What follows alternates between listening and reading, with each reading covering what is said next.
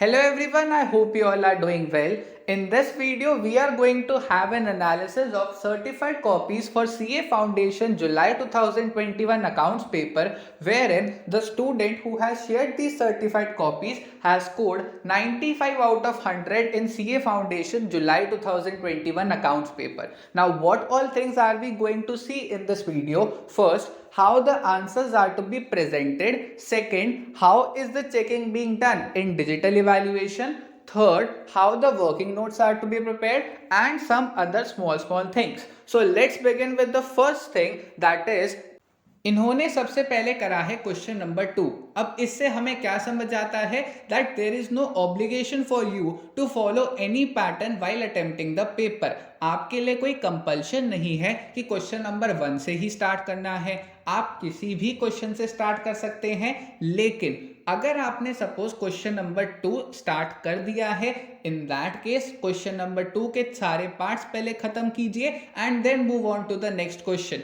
ऐसा मत कीजिएगा कि क्वेश्चन 2 का ए पार्ट पहले कर लिया, फिर क्वेश्चन 6 का सी पार्ट, फिर क्वेश्चन 4 का बी पार्ट। बिकॉज ऐसा अगर आप करते हैं तो आपके एग्जाम चेकर आपकी शीट्स चेक करते टाइम थोड़ा सा कंफ्यूज हो जाएंगे। इसके साथ साथ आपके एग्जाम चेकर को आपकी शीट्स को चेक करने में टाइम भी ज़्यादा लगेगा in comparison to checking sheets of any other candidate, जिसका थोड़ा बहुत असर पड़ सकता है आपकी चेकिंग में। So to avoid any of such problem आपको ये चीज़ नहीं करनी है। अगर आपने क्वेश्चन नंबर 4 स्टार्ट करा है तो उसके सारे पार्ट्स पहले करो and then move on to the next question. अब आते हैं इनके फॉर्मेट्स पर। इन्होंने सारे फॉर्मेट्स ड्रॉ करे हैं with the help of pencil. मैं भी आपको यही रेकमेंड करूंगा to draw the formats with the help of pencil, because अगर आप पेंसिल से फॉर्मेट्स ड्रॉ करते हैं एग्जाम टाइम में एग्जाम प्रेशर अलग होता है, टाइम भी कितना बचा है वो चीज़ भी देखनी होती है, कितने मार्क्स का पेपर रह गया,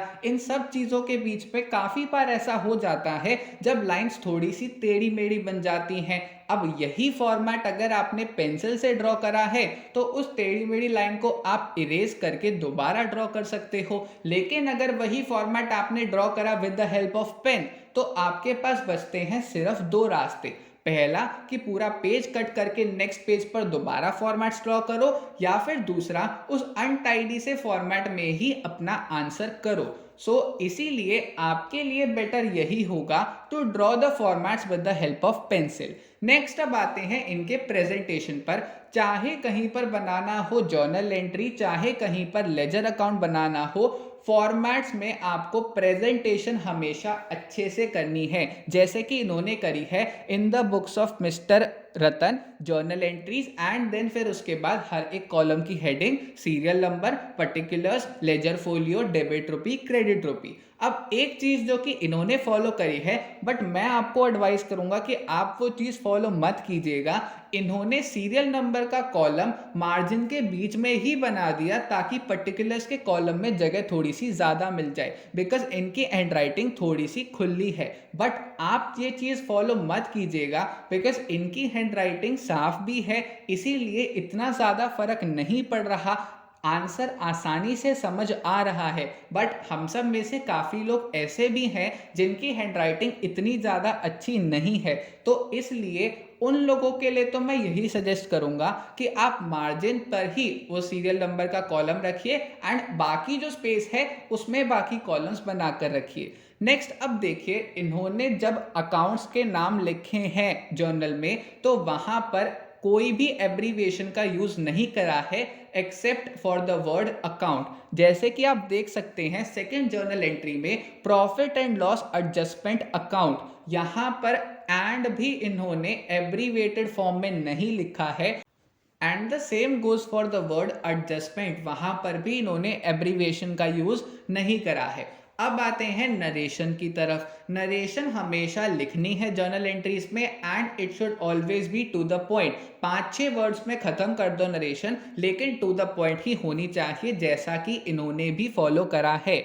नेक्स्ट चीज, एक ऐसी चीज जो कि ये फॉलो करते हैं जो मैं भी अपनी प्रेजेंटेशन में फॉलो नहीं कर पाता था, एंड वो क्या है, जब भी कभी जर्नल एंट्री बनानी है एंड सपोज वो जर्नल 3 पेजेस में आ रही है, what I used to do is कि मैं कॉलम्स की हेडिंग सिर्फ फर्स्ट पेज पर लिखता था एंड बाकी पेजेस पर नहीं लिखता था, बट इन्होंने वो भी करा है which is really a commendable thing. Next चीज, इन्होंने हर एक जर्नल एंट्री के बाद 2 लाइंस छोड़ी है एंड बीच में एक मार्जिन ड्रॉ करा है। आप चाहें तो मार्जिन ड्रॉ कर सकते हैं, नहीं करनी तो कोई दिक्कत नहीं, लेकिन हाँ 2 जर्नल एंट्रीज के बीच में कम से कम 2 लाइंस का स्पेस जरूर छोड़ना है। ठीक है, ओके। नेक्स्ट फिर अब हम आते हैं स्टेप वाइज चेकिंग में। इनके स्टेप 1 में इन्हें 9 मार्क्स मिले, स्टेप 2 में इन्होंने शायद नहीं करा था इस वजह से 0 एंड ओवरऑल 2 के ए पार्ट में इन्हें 9 मार्क्स मिल गए। नेक्स्ट फिर इन्होंने वर्किंग नोट्स में 2 लेजर अकाउंट बना दिए, P&L adjustment account and suspense account. इसके बाद फिर क्वेश्चन नंबर 2 का बी पार्ट BRS का क्वेश्चन था। Proper heading, proper presentation follow करा है एंड हर एक पॉइंट के बाद एक एक लाइन छोड़ के रखी है ताकि आपकी प्रेजेंटेशन बिल्कुल अंडरस्टैंडेबल हो। आपके एग्जाम चेकर का 1 सेकंड भी वेस्ट नहीं होना चाहिए किसी भी पेज में ये चीज देखने के लिए कि भैया इस बंदे ने लिखा क्या है, एंड ये चीज इन्होंने बहुत अच्छे से फॉलो करी है which is really a great job and ये चीज आपको भी फॉलो करनी चाहिए। नेक्स्ट अब आप देख सकते हैं क्वेश्चन नंबर 2 के सी पार्ट में, जहां पर इनसे अगर कभी कोई छोटी मोटी गलती हो भी गई तो वो भी इन्होंने कट करी है with the help of pencil, because pencil से अगर आप कट करते हैं तो आपकी शीट इतना अनटाइडी नहीं लगती in comparison to when you do it with the help of pen. But ये सेम प्रैक्टिस इन्होंने आगे throughout the paper follow नहीं करी है, बिकॉज ऑब्वियसली आपको टाइम फैक्टर को भी थोड़ा ध्यान देना है, because you have only 180 minutes for the 100 marks paper. Now next thing आते हैं अब हम क्वेश्चन नंबर 3 के सी पार्ट पर, जहां पर 4-5 वर्किंग नोट्स जब बनाने थे तो उन सारे वर्किंग नोट्स का रेफरेंस देना बहुत जरूरी है मेन आंसर्स में, जैसा कि आपको अभी करेंटली आपकी स्क्रीन पर दिख भी सकता है, जहां पर इन्होंने क्रेडिट साइड सबसे पहले लिखा by good sent on consignment account, नीचे रेफरेंस दे दिया वर्किंग नोट 1 एंड फिर वर्किंग नोट 1 में वो कंप्यूटेशन करके दिखा दी। आप सब में से काफी लोग ऐसा करते हैं कि वर्किंग नोट्स बनाते हैं लेकिन मेन आंसर में उसका रेफरेंस देना भूल जाते हैं। ये चीज आपको अवॉइड करनी है एंड वो रेफरेंस जरूर देनी है। ठीक है, ओके जी। नेक्स्ट अब फिर आते हैं अगले क्वेश्चन पर, क्वेश्चन नंबर 5 का ए पार्ट। आप देख सकते हैं क्वेश्चन अगर 4-5 लाइन पहले भी खत्म हो रहा है पेज के, still he is going to the next page for the next question. मैं भी आपको यही सजेस्ट करूंगा कि आपने यही चीज करनी है, बिकॉज आपका क्वेश्चन का कोई भी पार्ट अगर 4 लाइन पहले खत्म होता है, 10 लाइन पहले खत्म होता है, 1 लाइन पहले खत्म होता है, ट्राई कीजिए कि नेक्स्ट पार्ट आप नेक्स्ट पेज से ही स्टार्ट करें। बिकॉज एक चीज याद रखो, चाहे आप एडिशनल शीट 5 ले लो चाहे कोई भी ना लो, ICAI ने एग्जाम फीस जो चार्ज करनी थी वो उन्होंने कर दी है। ऐसा नहीं है कि अगर आप 5 से ज्यादा एडिशनल शीट ले लोगे तो ICAI आपसे एक्स्ट्रा पैसे चार्ज कर लेगा एग्जाम फीस के नाम पे, ना ऐसा है कि अगर आप कोई भी एक्स्ट्रा शीट नहीं लोगे तो आपको कुछ रिफंड दे देगा एग्जाम फीस में ICAI। इसीलिए ये चीज तो समझ के चलो, खुला खुला लिखने हैं आंसर्स ताकि एग्जाम चेकर को कोई भी प्रॉब्लम ना आए आपके आंसर्स को चेक करते टाइम। ठीक है जी। नेक्स्ट फिर देखिए क्वेश्चन नंबर 5 के ए पार्ट के जब नोट्स बनाने थे, प्रॉपरली ड्राफ्ट करे हैं नोट्स, ऐसा नहीं कि जल्दबाजी में बस 2-3 लाइनें लिख दी फॉर्मेलिटी के लिए, प्रॉपरली वेल ड्राफ्टेड ताकि एग्जाम चेकर को कहीं भी पॉइंट ना मिले उनके मार्क्स काटने का। नेक्स्ट फिर क्वेश्चन नंबर 5 का बी पार्ट, क्वेश्चन नंबर 5 का सी पार्ट, देन उसके बाद फिर एग्जीक्यूटर अकाउंट जब बनाना है, हर एक जगह पर आप देख सकते हैं हर लेजर अकाउंट में बिल्कुल अच्छे से प्रेजेंटेशन कर रखी है, कहीं पर भी कोई कमी नहीं है प्रेजेंटेशन में या फिर फॉर्मेट्स में भी।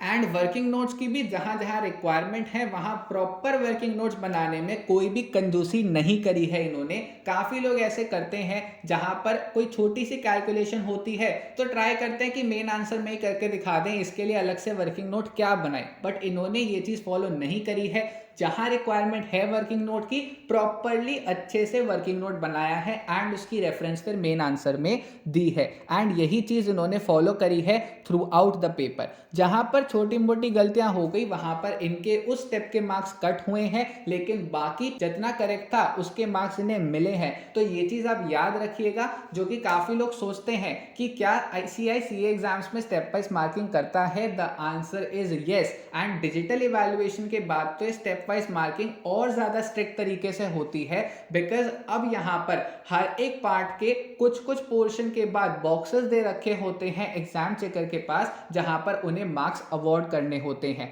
ठीक है जी, ओके। नेक्स्ट अब आते हैं हम क्वेश्चन नंबर 6 के बी पार्ट पर, that is a theory question. अब थ्योरी क्वेश्चन में भी आप देखिए प्रॉपर हेडिंग लिखी है, फिर एक्सप्लेनेशन दी है।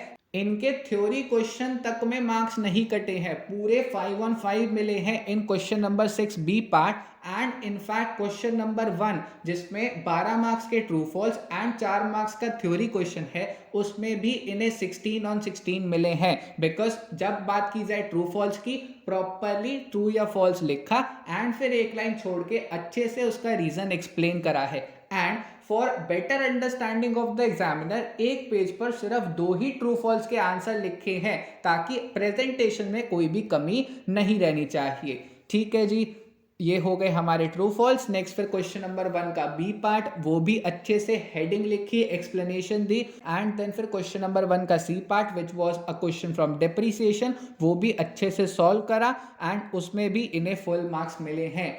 आपको अब ये चीज़ें ध्यान रखनी है कि प्रेजेंटेशन पर काम अच्छे से करना है, फॉर्मेट्स कोशिश करना है कि पेंसिल से ही ड्रॉ करें, वर्किंग नोट्स अच्छे से बनाने हैं एंड उनकी रेफरेंस मेन आंसर में ज़रूर देनी है।